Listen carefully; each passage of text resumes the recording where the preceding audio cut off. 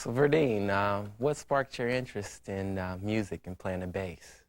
Well, you know, from a large family in Chicago, and having an older brother like Maurice, being in the business, playing for Chess Records, and my brother Fred, and my father and mother being musical, and being around a lot of music in Chicago, listening to Motown, the Beatles, it really made me listen to music a lot. And I started playing as a teenager, a little bit before that.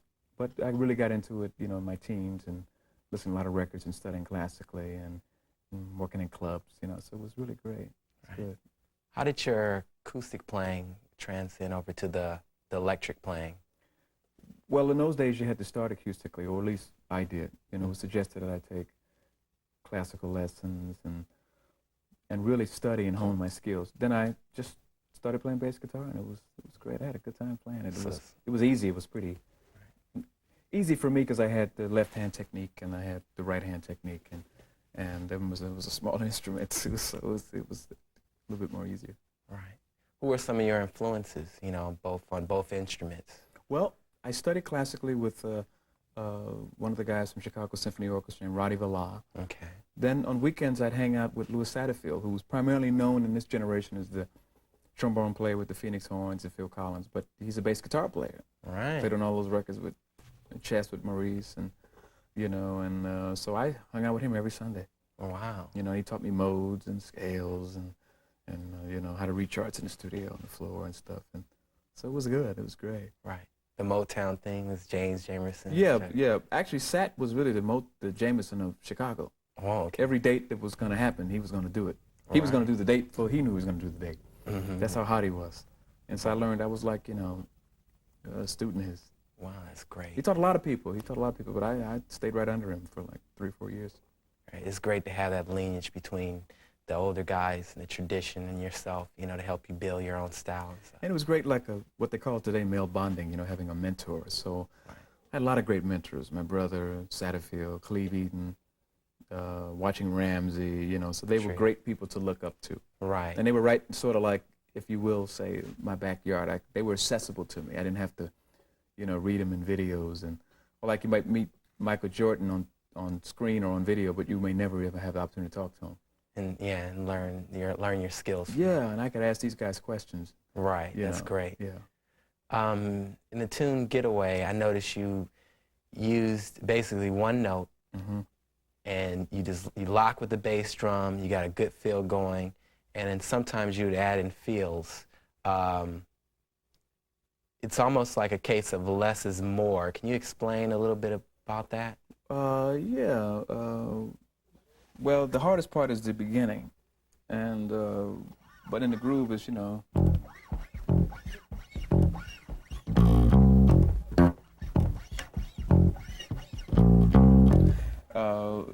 It was just keeping the groove, you know, because it was a complicated tune anyway. Right. The intro.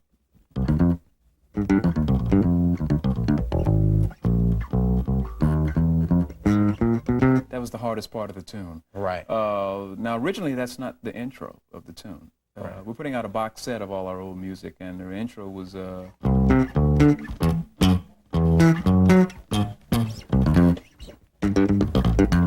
And what happened, we took all that out because we said by the time we get to the hard part, we're going to blow the hard part. So when we got into the groove, I just stayed on one note. Right. So will that be available in the box? Yeah, it's in the box set. Yeah. Right. That's nice to hear. I'm plugging the box set too. Right. Yeah, we're putting tunes on, different intros that people never heard, and you know, stuff CBS cut out, you know, for radio airplay. You know, it was too long for radio.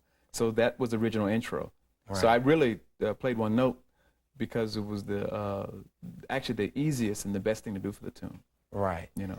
You know, a lot of guys don't realize, but like when you got into the groove thing, and you basically played one note and put fills in there, use a lot of nuances, like your vibrato and your slide, like the vibrato thing that you like to play. A lot of younger players might play a lot busy and put things in the wrong spot, and some of the same fills that you might play might sound kind of awkward to them, you know, with us listening to those guys. But can you tell us how you would add like feels to a less is more type of groove thing? Okay. Well, for me, less has always been a little better, particularly for records. Working under Maurice and the late Charles Stepney and other great producers like that. I haven't worked with a lot of producers. The caliber producers have been people like the late Charles Stepney, my brother Maurice. Those kind of producers really they hone in on the best parts of a song. Right. And when you're cutting a record for 3 minutes and 50 seconds, you really can't overplay the elements that you have to do. Right. Whereas live, you can stretch more. Right. You know, and for me, playing behind singers and you know, you have a lot of horns in our case, you got a rhythm section. It's really about laying in the pocket. Right. You know, you got a snare sitting right there and right in the middle, so you have to like really not get too busy, because it sticks out in records. Right. Everything sticks out. It makes it feel good. Everybody's got something there. Yeah, plus for me, my style has never been overplaying. Right. You know, in terms of records. Right. You know, in terms of songs. Right. You know, there's some guys who are much more busier than myself, but I don't know if they've really played on more hit records. Right. Really, hit records are really it's the least common denominator. Right. The most accessible. Records that is too busy, people never get them. Right. It just doesn't. Yeah. It's too busy. Right. It's just too busy. I mean, it's stuff that has space. People like space because they want to get into the space. Right. Space, taste. Yeah. See, if you create space, they get into the space you create for them. Right. If you fill up every hole, they say, well, I can't get in there. Right. So they want to get in there. So you know. But of course, you have bass parts that are a little busier, more complicated, more rhythm and melody involved. When do you decide to use less, and when do you decide that more may be a little bit better? One tune that comes to mind is the Beatles cover that we did was "Got to Get You in My Life." Right. One reason, great song. One reason the key was perfect. You know.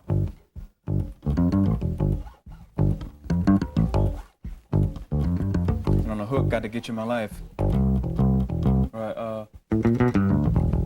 Yeah, I was doing things like that. First of all, because the tune lent itself to that. Second of all, nobody was watching me, so it was cool. And we didn't even think of it. We thought it was like a demo tune. Right. So we just stretched. We just really stretched. We purposely didn't try to produce it. We just, you know, it comes from all of those kind of thirds and, you know. Right. And so it actually turned out to be a lot of bass players' favorite. Under normal circumstances, I probably never would have played it. Yeah, that was one of my favorites too. It sounds like it's more of a trial and error thing, or do you just feel when you can play more, when you can play less, or do you listen to the rest of the band? Yeah, it's actually a trial and error situation, particularly that song. Right. But you do have to listen to the keyboards, you know, the things that Larry Dunn was doing, what Al was doing. I think Ralph Johnson played drums on that track. Right. Yeah, and you listen to what everybody's doing, so you had a lot of room to do, you know, different things. And it was just, you know, yeah. It was just great to do that, you know. When I first started, because I hadn't recorded that much, I was always interested in listening to just the bass. Cut the bass up, cut the bass up. Right. Now when I record, I kind of listen with everything in mind. Right. You the know, drums. What horns may do. Also, producing helps you. You know, you really are not. You can't be that limiting to just listen to your stuff. You got to listen to everything. Right. So as I've kind of been doing it for a long time, you know, you just listen. You almost know what you're going to sound like before it's over. That's a key of a good musician, to listen, you know. Yeah, you know, listen to what the other guy's doing. Right. So you at least get a chance to compliment what the singer's doing, and you almost know what to expect in a mix. Right. You kind of know where your sound is. It's easier when you're playing with, working with people you've worked with because they know your sound. Right. And I've noticed that when I've worked with other producers or other people, sometimes they have a tendency to put the bass a little bit too far back for me. Right. because they don't know your style. Right. You know, but in our style of Earth, Wind, and Fire, you know, Reese knows exactly where to put it, or people who are familiar with my sound. When you're in the studio and people do that, do you ask the producer, can you give me a little bit more in the mix? Or? Yeah, I will. Yeah, I'll do that. If you know they're a person, you know, a producer that has a habit of putting you down in the mix. Yeah, I find people who aren't familiar with our sound will do it. Right. You know, but when I did stuff, you know, outside stuff like with Norman Connors, you know, he's so much a big fan. He knows exactly where it should lay. Right. And in some cases, better. And it reminds you what you got to do when you do your record. Right. You say, wow, it sounds pretty good. Right. I better do this on my own stuff. Because sometimes people can hear you better. They can observe you better than you can because you're so much up in your stuff. Right. You know? Yeah, it's interesting. You know? But I find the younger producers who might not be familiar with your work might put it back. Right. Because they're not really checking out instruments. They're more like, you know, in the sampling more. Right. You know, whereas guys who are more aesthetic instruments, they know where each instrument needs to be placed. Right. Mixing you know? the instrumental music. Yeah, like a Bruce Swedien would mix my bass great. Right. You know, he would mix it great. You know, Interesting. because he got ears, you know. Symphony orchestra. You know?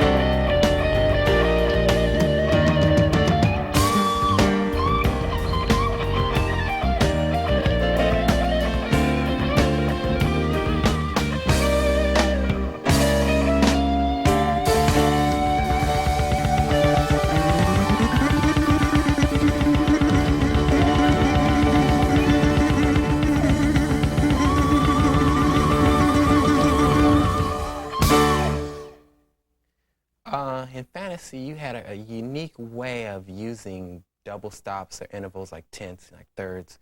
And you jump like up to the notes and play those. And you also use them extensively in Shining Star. It's kind of all the bass players love that bass line. Yeah. Can you, like for instance, in like the verse in Fantasy, can you show us? Yeah, the what everybody has heard on record is The beginning, yeah.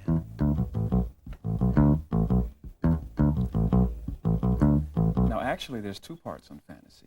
Right. Especially when you get to, so the different parts.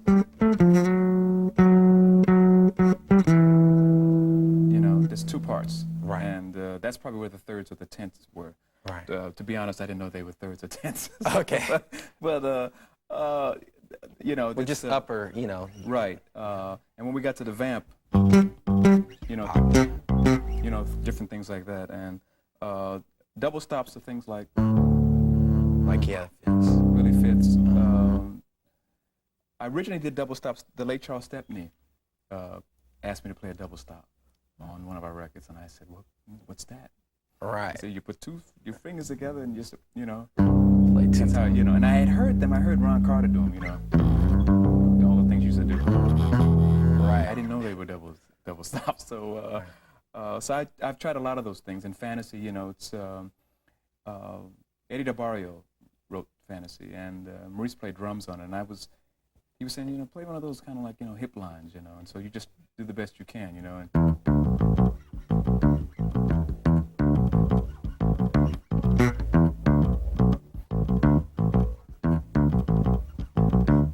and on stage, I might even change it around on stage to fill up the space. Also, is that an improvised part? Was that an ensemble part? That was that part right there? On the record? Yeah. It was improvised part, but Tom wrote the horns around it too. Oh, okay. So they actually wrote the horns after the rhythm part? Yeah, we always do the rhythm parts first, then we do the horns. Okay, so they listen to different things that happen in the rhythm section? Yeah, the writers, Tom being from Chicago or Jerry Hay, they're very astute. They know what's happening. Right. But live, I'll stretch it more.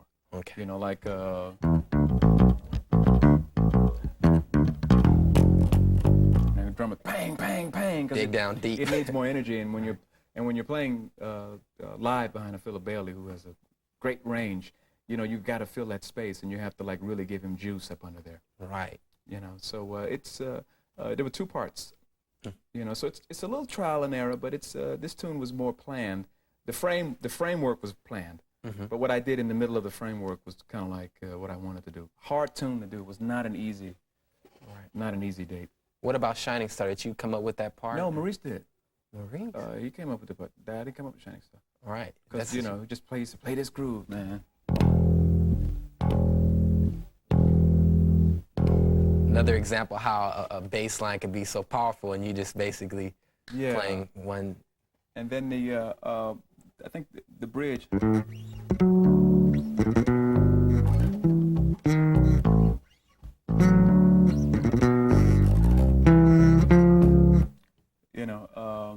I think because one of the reasons it was such a great tune, because in chord changes, the notes that people hear are really like the first, the third, and the fifth.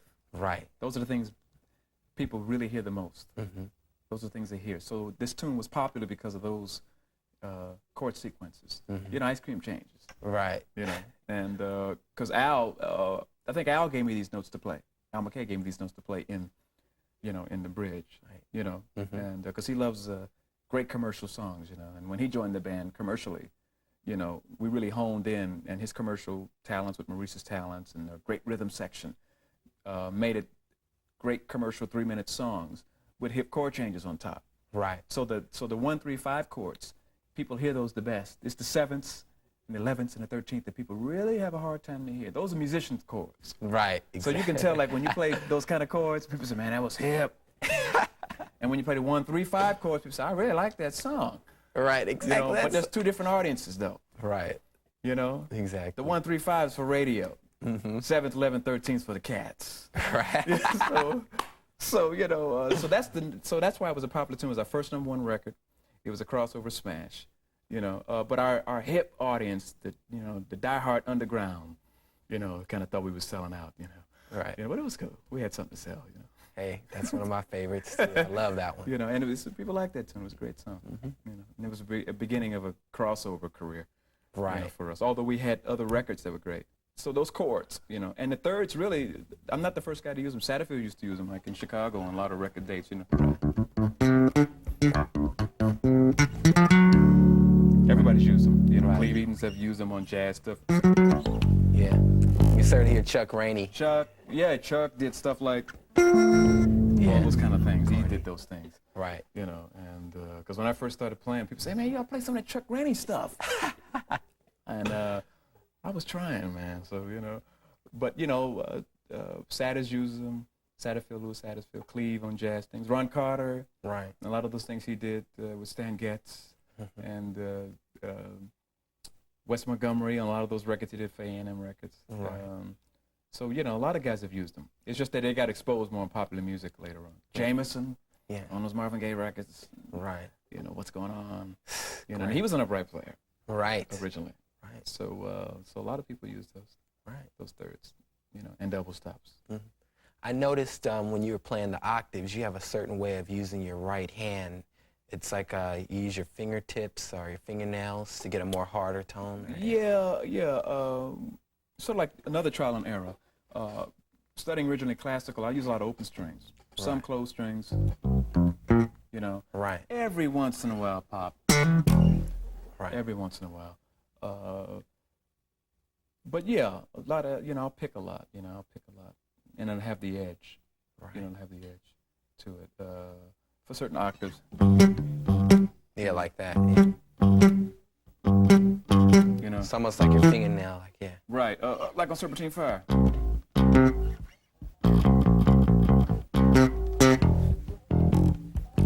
Which is really a third, Right. you know. So it's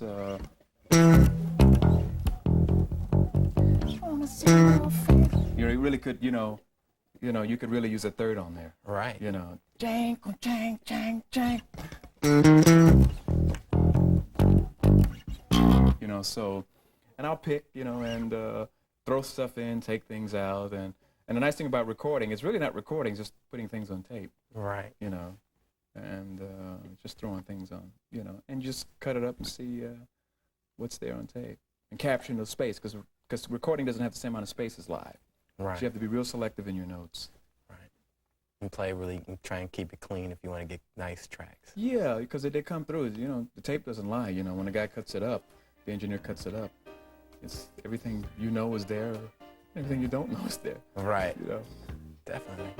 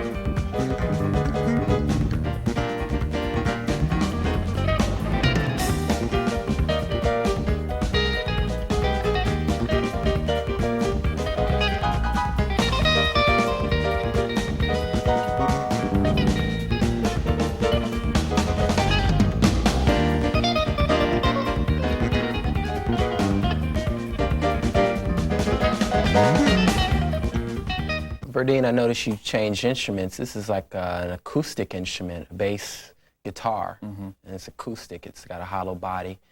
It's made by Washburn. Washburn. I endorse PV exclusively, and so I did tell them that I was going to put this on the air so they would know what I'm doing. Right.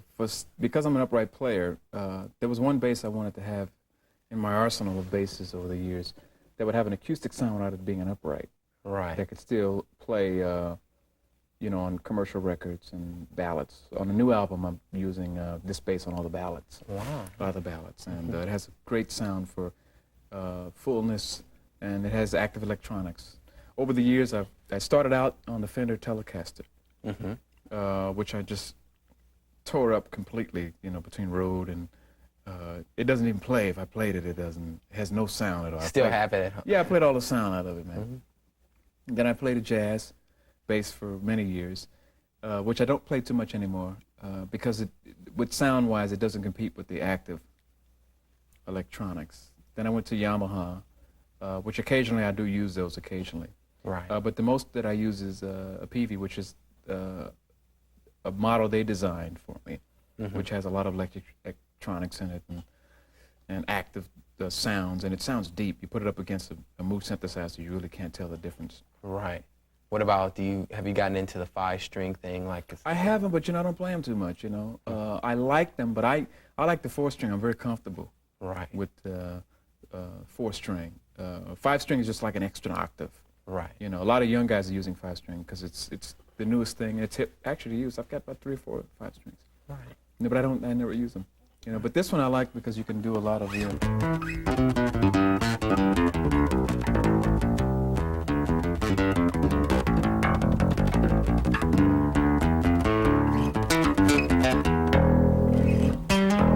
do a lot of great. It has a beautiful sound for ballads. Like I use them, you know, you can use them on Reasons. You know. And in Reasons we play a samba section. Right. Because it's great musical, you know, and we might change every once in a while on stage, but Philip's he loves the samba section, and so, you know, I can do things which sounds like an upright.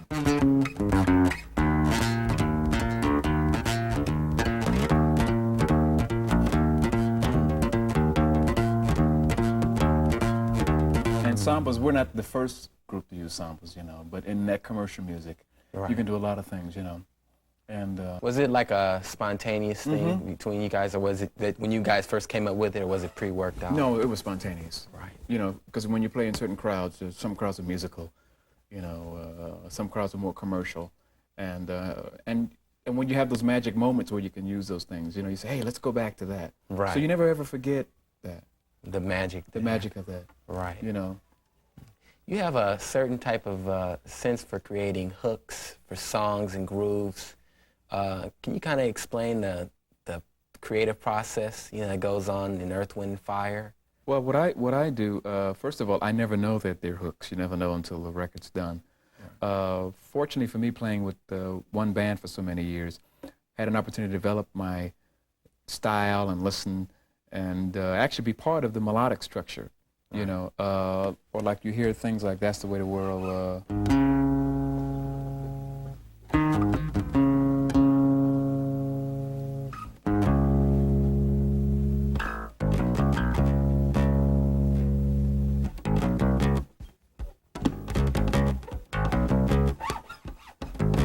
Bridge. You know, so you can, and you can create different sounds. You can create the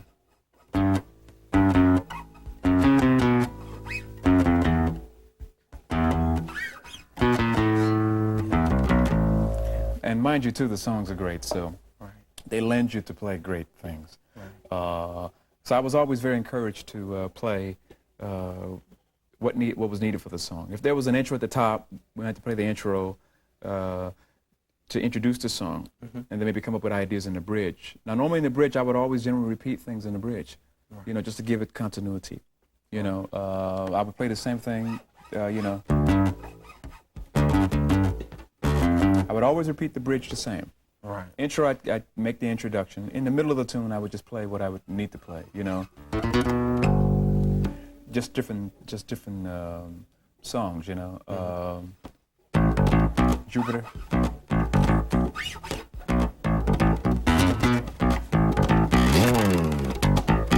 You know. Right. So I mean, this one's mine. That's, you know, it's hard to write on the paper. Right. So, and then mind you, playing with, you know, a great rhythm section, you know, great drummers.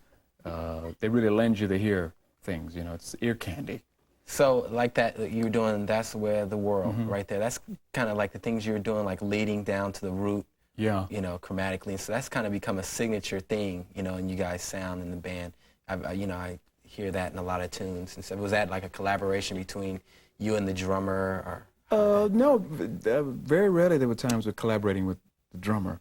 Right. Mostly the creative process with Earth, Wind & Fire. Originally, we started out, you know, jamming and listening in a band situation. As our sound became, in the beginning, was much more raw, where we rehearsed every day, and we would come up with ideas and different jewels in the rehearsal process. And then as our sound became much more sophisticated, we just started basically listening to songs. Right. You know, so we don't jam as much as we used to. Right. But because now it's basically a very much a recording process. The only time we jam is really live. And you only have a few days to really jam because you're basically getting your show together, you know, to tour it. So you have choreography and lights and different things. But the process for us now is listening, because we generally know what our sounds are. And now, this time in the 90s, we're having an opportunity to kind of go back to some of the forms of creativity that we were doing before, you know. And because even on this new album, I can put, you know, different things in.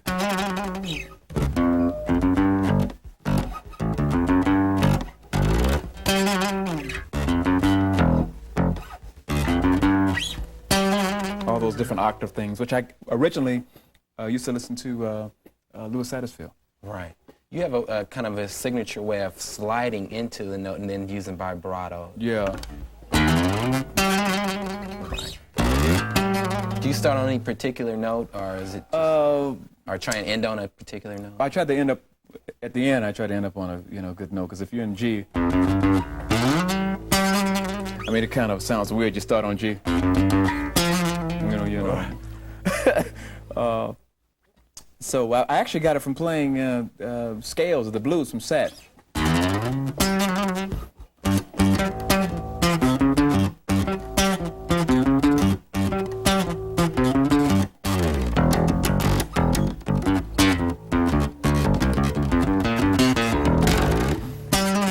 So that's where a lot of those things came out, you know, and they sound big on record. They sound pretty good, and they were sort of like things I made up as I went along. You know, you get a vocabulary of hooks and licks. And I noticed even though you're playing that stuff, just watching you perform, you play with a lot of attitude. When you're playing that, you're playing without, instead of someone who would just go, you know, play the note and nothing behind it. You put a lot of feel and attitude in it. How important is that, and how long did it take you? Was it something you were gifted with?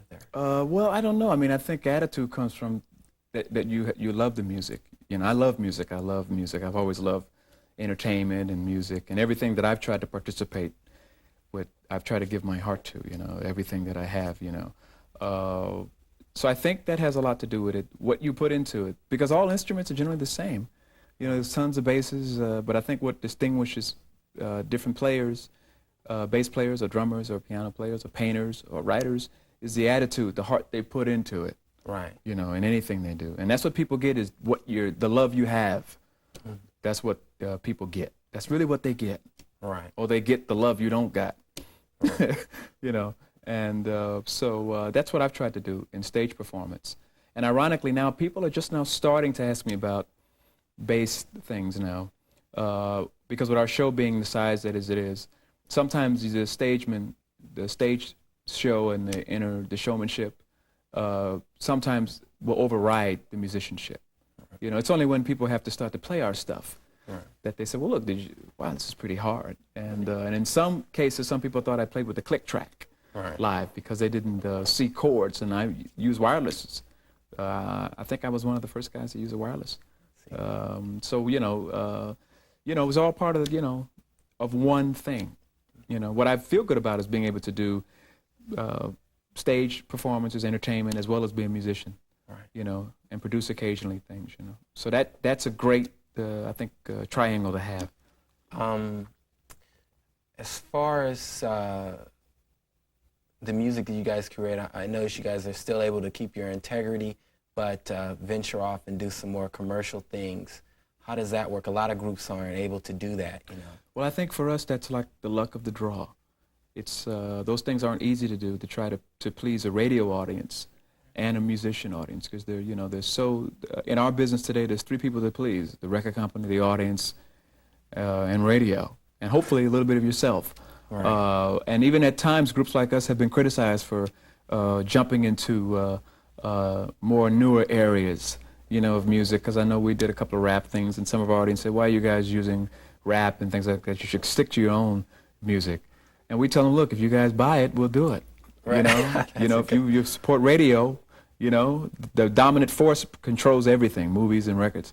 So what we try to do is try to create a happy medium. And what we do now, we just play now and we let other people listen. Right. Because you can only basically satisfy the audience. So we try hard. It's not easy, but we give a good stab at it. Could you share with us, I noticed you have very good right-hand technique and you have your own way, and that's yes, your sound. Can you share with us some exercises for the right and the left hand to get our sound clean? Okay. One thing that now a lot of people focus on my right hand, but really where their sound is coming from is from the left hand, right. The hand positions. By having proper hand positions, which you get from the positions of upright bass, the notes will ring better.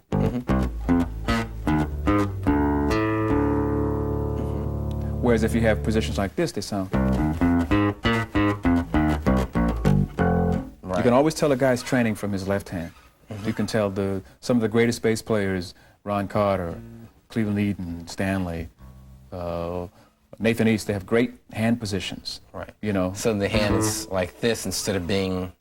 Yeah, because you can get to the notes better. Right. It gives a chance for the notes to breathe.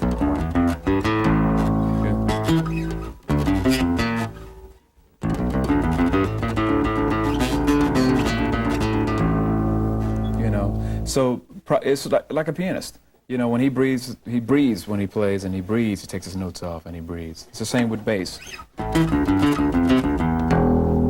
Right. See how my hand went up? Right. Gave the chance for the note to breathe, And I did it unconsciously, but over the years of training, you learn,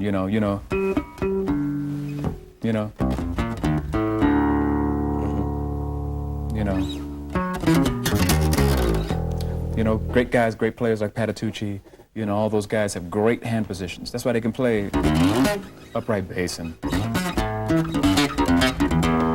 Richard Davis, so positions from training, right. The proper hand positions of the first position, second position, third position, octave positions. Right. That occurs in playing, guitars. So you're pretty much a two-finger player with your right hand. Right. I started actually after putting the bow down on upright. Just started, having, like exercises.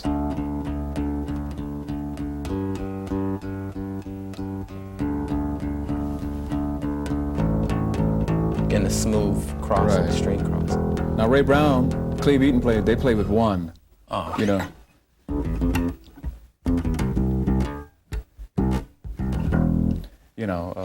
But the modern generation after them, Miroslav, Richard Davis, I think Paul Chambers played with one finger.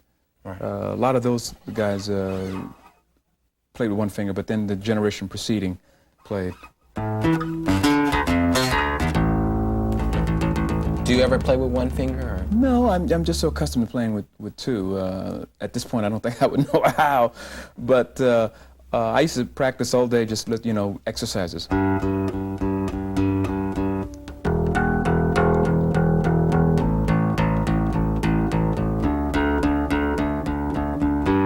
you ever interested in using a pick? No, coming from a jazz background, originally listening to jazz music and Motown music and Beatles music, I never even thought about using a pick.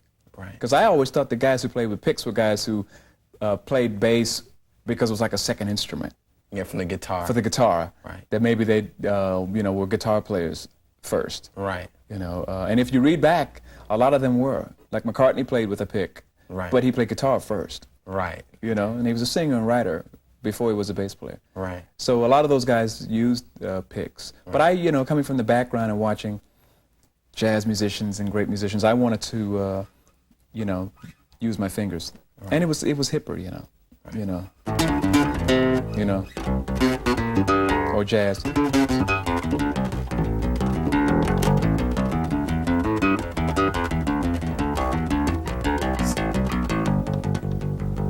That's the unique thing about this instrument. It's only like, 50 years old or something like that. It's still developing and still a lot of room for people to use their own style. Sure is. The bass is still a young instrument. With magazines like Bass Player, tapes like these, people are now starting to find out not only currently what the bass has done, but what it started with. And that sampling of bass synthesizers really are copying bass guitar. Right. That's why even when you have bass synthesizer, in a lot of great records that we did, Larry Dunn played bass synthesizer in a lot of things, but he played the notes I played. Right. And I find today that a lot of guys would generally take a keyboard approach to bass synthesizer. Right. Play like too many notes in a bar. They would play notes that a bass player wouldn't play. So I try to kind of get a happy medium where technology meets organic. Right. Technology is just a frame, just electricity to get everybody's attention. And after you get their attention, then you're organic, give them the real stuff with real people. Right. Just a little bit of both. We need lights and stuff, but this people got to use them. So that's how I approach, bass synthesizer and bass guitar. It's interesting. Yeah.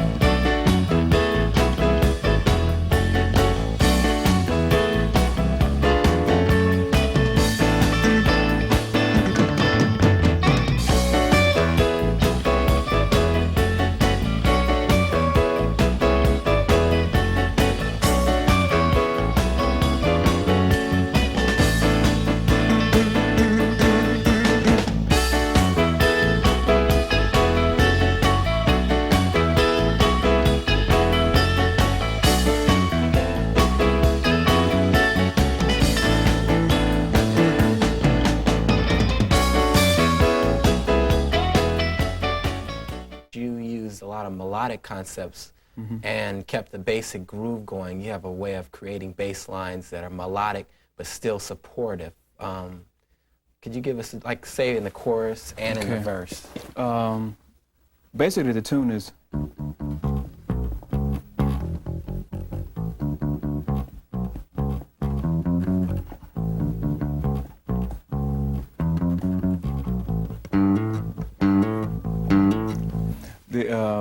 Al McKay wrote the groove with Maurice and Allie Willis, and basically he told me to follow him, because on guitar he played the same things, bang, boom, boom, boom, bang, boom, on keyboards, and I just.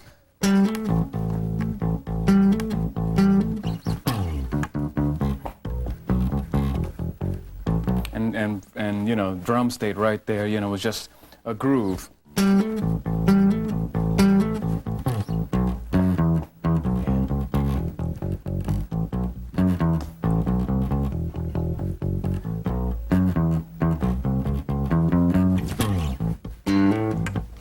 You know, it's just Put a little attitude. Little ice cream changes there. You know, it was great. It was a great commercial tune, and it wasn't a lot to do. It was a one-taker, and it was fun to play. Do you have any advice for guys trying to get their ear together so they can create, you know? Because if you don't have a good ear, obviously you're going to be hitting bad notes and type of thing. Well, I think you should listen to a lot of records, hopefully. If you do have a pitch problem, you should maybe take a course if you are into that. You'll find that music, like sports and arts, they have the same common denominator. A lot of it's a natural gift that you have to develop, you know, because there are children who are like 5 or 6 have perfect pitch, and they don't know they have perfect pitch. Right. You know, it's something that you can develop. I think that, you know, as you stay in music, you find out what you're good at: harmony, rhythm, you know, melodic stuff. So I think in terms of ear, you know, you really have to, you know, just keep listening. Because if you're out of tune, you won't get a gig. Right. That's not going to happen. But you know, you just have to listen. You have to listen and listen to things. You know, I'm not adverse to lessons. I always think that lessons are great. Right. Because the one-on-one learning an instrument, whether it's piano or guitar or bass, those are invaluable lessons. Right. You know, to learn by. Do you have any? Can you give us a lesson on how you would go by getting the scales and chord tones or something like that? Well, normally you start with the basic, you know, your scales, your C scales, you know. You do the same with D. You know, in bass it's kind of easy. Then you go up.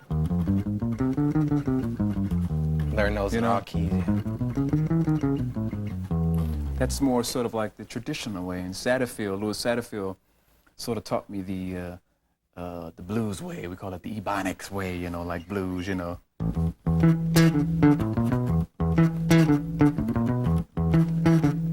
I go down,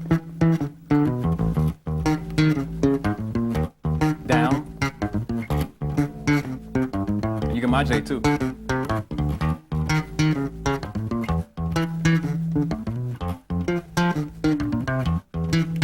So you can do a lot of things. And after a while, when I was starting to learn further chord changes like fourths and things, you can learn from other players too. Andrew Woolfolk, our saxophonist, taught me fourths. I didn't realize that the bass was tuned in fourths. I didn't realize it. Right. Until he showed me, because they were all doing the, we went through a phase where we really went through our musicianship, you know, 12 tones and pentatonic scales. And one afternoon he showed me, he said, you know, you can play like, and he said, you're already tuned in fourth. Sounds really nice. You know. And, you know, 12-tone has been coming up. It was in music for a long time. Coltrane brought it to jazz. They got it from Stravinsky, who was trying to bring in 12 tones, Leonard Bernstein, Aaron Copland. You know, it's been traveling. Music travels like everything else, and eventually some form of it catches on. Right. So 12-tone caught up in the 60s with McCoy Tyner and Coltrane. Right. But it had been here, but nobody had been able to bring it into music. So when we got to it, we put a little bit of it on top of commercial grooves. On the tune Jupiter, you guys do something that's in a chromatic fashion like that. Bip-a-did-it, bip-a-did-it, bip-a-did-it. Oh, yeah,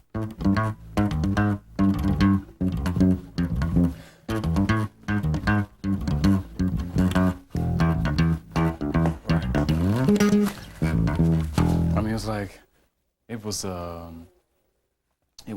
pretty rough one, you know.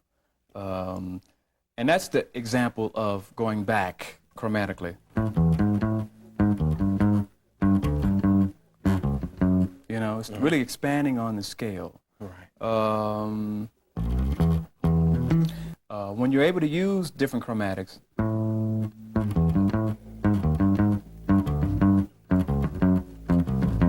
you know, it enables you to really expand on the instrument. Right. You know, and what I would suggest with a lot of players is to learn.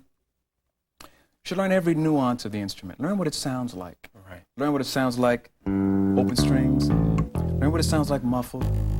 Learn what it sounds like when you make a mistake on the fret. So you should learn the bass all the way. You should just learn every part of the bass. You know, just all your octaves. Know where you can hit them. In a lot of your newer basses, you have more room for octaves. Right. You know, you have more high Gs. 24. Yeah. You know, you have more frets to work. You know. Right. You know. You know, if Got to Get You My Life was recorded today, I'd have more opportunity, you know.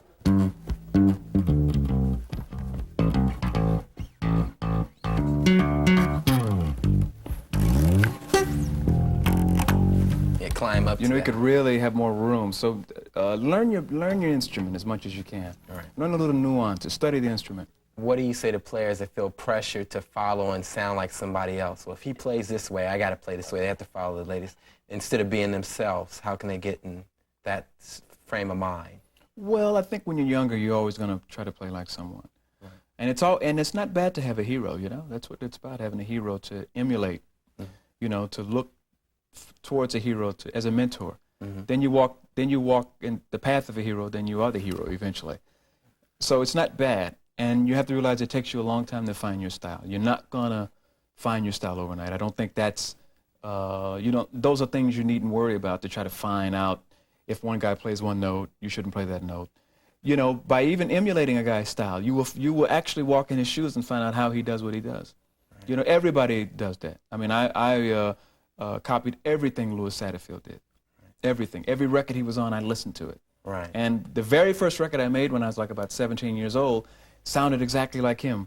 A poor version of him, but it sounded like him because I admired his style. But we all do that. Right. We all do. There are many guys who love Larry Graham and a lot of guys who love Stanley, John Patitucci, a lot of people. So it's not bad. Jaco Pastorius. Jaco, yeah, Jaco. A lot of guys. Not too many people have copied him because of the octaves, you know, and harmonics, right, because they haven't studied. Right, you got to study. You got to study for that one. So I think it's not bad, and it takes a while to find out who you are. Right. That's the nice part of the process of music. You know, it's not getting there, but on the way getting there is fun. Because when I was a teenager, I practiced 8 hours, 9 hours a day. You know, and it was great. You know, because you hear stuff. You have to love the instrument. You have to love it. That's what keeps you in the game on the good days and the bad days. I suppose spending time with your instrument and playing in a group like Earth, Wind & Fire helped you to develop your... Yeah, a unique situation, mind you, having an older brother who's a mentor, friends in the band, brothers in the band, my brother Fred, people that you grow with. Those are pretty much unusual situations, you know, similar to the Beatles where they all grew up as teenagers. You have time to develop, learn your songwriting style. I mean, if you listen to our earlier records and even the Beatles' earlier records, they weren't as good as they turned out to be. But they had a forum to create in. I think if I had moved around a lot, I would have been under pressure to sound like somebody. Right. You know, whereas I could develop, you know, the Verdine White thing and having guys who let you develop. Right. You know, who knew you were making mistakes along the way, but gave you room and time, because it does take time for an artist to develop, a bass player. You know, you don't all of a sudden start playing, you know, Got to Get You My Life. I mean, I played that in 1978. I mean, I was playing in the 60s. Right. So that's a pretty long way away, you know. It takes a long time to know where the notes are, you know, to learn what all your, you know, to put that on record, you know. And so it took a long time, because even in the beginning when I started, I would play double stops, you know. And there was one songwriter came to me and said, "I hate what you're doing. I don't like what you're doing." Oh. Yeah. You know? But being in the band, everybody else looked out for me and said, "We like what he's doing." Right. But if I had been by myself, I probably would have lost the job. Right. You know, so it takes time for people to accept your style and learn your style of play. You know, Comes with confidence, I'm sure. confidence, time, luck. You know, hit records, good people you work with. It's all. I call it time, space, you know, luck and talent. Right. That's what I call it.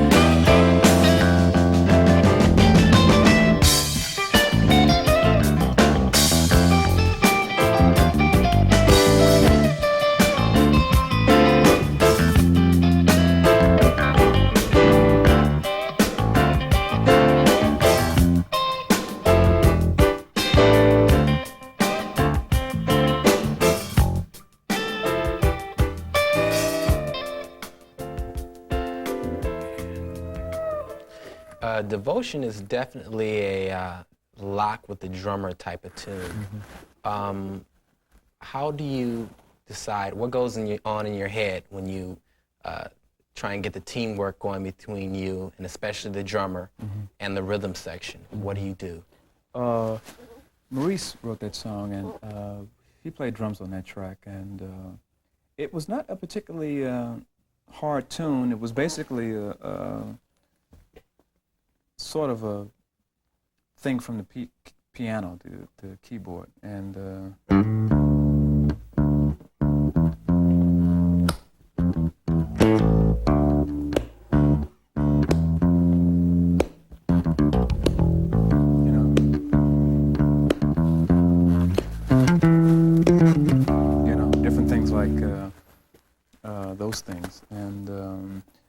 was just a groove. It was not, when you get to the verse, to make you the brighter, you know, it wasn't that, it was just an accompaniment tune. It was just like almost like a folk tune. Right. Some of those, the type of tunes you have to think, I've noticed you have to really listen closely to the bass drum and just lock in with that. Mm-hmm. You know, because the notes you're hitting are basically the same type of notes the drummer would boom. Right. Dun, dun, dun, dun. But you know where that come from? A lot of times, man, you know, when you have siblings in the same family, we come out the same womb. So you don't even really cue, really. Right. I mean, because I've played with Maurice and Freddie, and it's almost been exactly, except for different things. Maurice's hands were always excellent. Freddie's more of a pocket player. So when you come from the same womb, you really don't have to really cue. It's really the same heartbeat. I noticed also that you used triplets in like a fashion.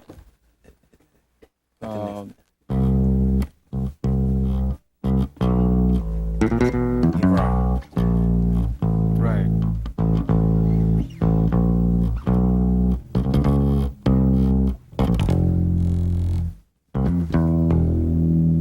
Yeah, I used, actually, but the triplets, if you notice, they came at the last verse. Mm-hmm.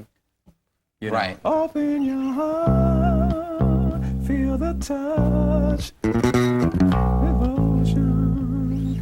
Oh, you know, they came generally at the, you know, to kind of close the tune out. Right. You know, because it was like the end, you know. You give little signature things to let people know that, you know, we're going home, you know. What about the state of the bass in the 90s? You know, what role will it play in an age filled with sequencers and sampling and that kind of thing? It's over, man. It's not going to happen. We're finished, man. It'll have its place. I think now technology and real drums and real bass and real guitar, they're going to meet. Right. I don't think you can rule out technology. Matter of fact, I think technology has helped. Mm-hmm. In many ways, sampling has helped people, really, in particularly young generation, to get reacquainted with our stuff.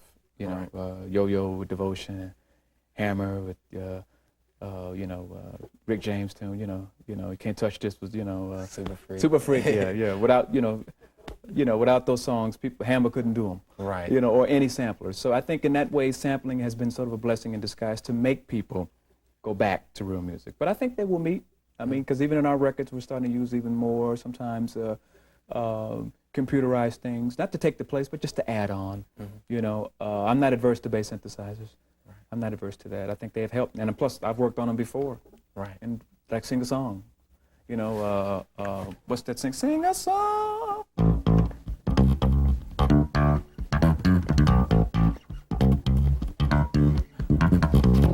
There's a double synthesizer that Larry Dunn is using. Wow. And even the beginning intro of Devotion is Moog synthesizer. So we have to embrace technology, but know how to use it. Right. Are you guys still using live musicians? Yeah, on this album we had a chance to play and put real horns on. I played, we used real guitar, and just a meeting, you know, the meeting of that. And for our music it works, because that's our sound. Now for other acts, some acts are techno acts. You know, so you have to really recognize where techno belongs. You know, it works for some people and some people it doesn't. But for us, you know, I think in the future, technology will meet real instruments. And your producers such as Quincy or George Duke or Nile Rodgers, they'll meet both of them. Right. You know, they'll put them together. You know. Verdine, I really want to thank you for coming down and being with us and sharing your music with us. It's been a lot of fun. It's been a pleasure. Thank you. We'll do it again. Okay.